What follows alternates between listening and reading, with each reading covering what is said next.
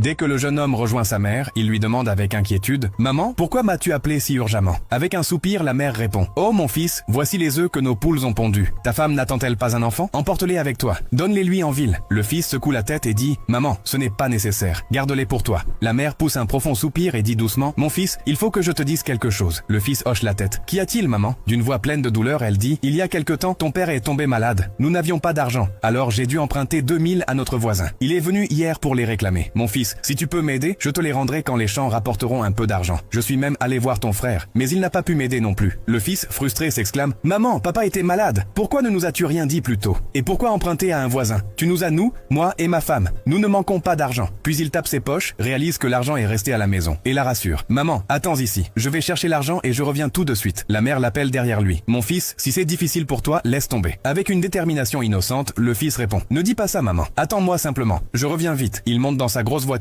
et roule rapidement jusqu'à chez lui. Dès qu'il entre, il crie « Grace, où es-tu ?» Le voyant bouleversé, sa femme lui demande avec inquiétude « Que se passe-t-il ?» D'une seule traite, il dit « Vite, donne-moi 2000 $. » Grace, confuse, demande « Pourquoi faire ?» La voix du mari tremble. « Papa est tombé malade il y a quelque temps, mais maman ne nous a rien dit. Elle a dû emprunter 2000 à un voisin. Il est venu ce matin pour les réclamer. Je veux arranger les choses. » Grace, contrariée, s'exclame « Ton père est tombé malade et ils ne nous ont rien dit et en plus, elle a emprunté à un voisin? C'est révoltant. Rien que d'y penser, ça m'énerve. » Elle se dirige vers la chambre sans rien ajouter. Le mari comprend qu'elle ne lui donnera pas l'argent et sort furieux de la maison. Quelques instants plus tard, Grace ressort avec l'argent. Mais son mari est déjà parti. La porte d'entrée est ouverte. Elle se précipite dehors en l'appelant. « Où cours-tu comme ça ?» demande-t-elle, essoufflée. « J'étais juste partie chercher l'argent. » Le mari, surpris, dit « Mais pourquoi me donnes-tu autant d'argent ?» Grace, pleine de sollicitude, répond « Ton père est malade et ta mère ne nous a rien dit. Elle a même dû emprunter. Tiens, prends 20 000. Utilise 18 000 pour le traitement de ton père. » Honteux, le mari dit « Je suis désolé. Je t'ai mal jugé. Maman a vraiment de la chance d'avoir une belle-fille comme toi. Un bon fils et une bonne belle-fille ensemble. C'est la plus grande bénédiction. » Grace sourit et dit avec malice « Pourquoi tant de formalités? Nous sommes une seule famille. Tu connais le dicton. Nos parents ont pris soin de nous quand nous étions jeunes. À notre tour de prendre soin d'eux quand ils vieillissent. » Le mari acquiesce. « Tu as parfaitement raison, chérie. Je pense que ce serait encore plus touchant si c'est toi qui donnes l'argent à maman. Allons-y ensemble. » Dès que leur voiture s'arrête près de la maison de sa mère, la belle-fille appelle à haute voix « Maman !» La mère accourt vers eux et Grace dit « Maman, pourquoi ne nous as-tu pas dit que papa était malade ?» Elle sort alors l'argent de son sac et le tend à sa belle-mère. Celle-ci les regarde tous deux, émus par leur générosité. Le fils dit doucement « Maman, garde cet argent. Si quelque chose te tracasse, dis-le nous tout de suite. Rembourse le voisin et garde le reste pour toi. Toi et papa m'avez tout donné. C'est maintenant à moi de prendre soin de vous. »